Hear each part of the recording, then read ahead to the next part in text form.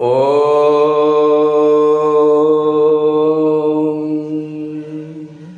ஸ்ரீ குருப்யோ நமஹ.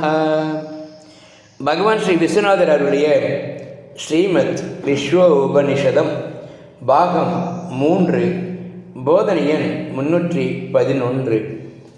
போதனை நாள் 20/6/1980 வெள்ளிக்கிழமை. சரீரம் காலத்தால் மாறுபட்டு நோயுற்றே தீரும்.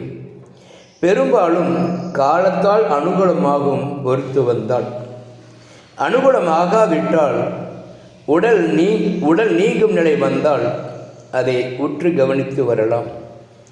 பிறருக்கு, உடன் வாழுவோருக்கு, பக்கத்தில் வசிப்போருக்கு நோய் வந்தால் பொறுத்துக்கொள் என்று சொல்வது தவறு. அவர்களுக்கு வருத்தமும் கோபமும் அதிகமாகும்.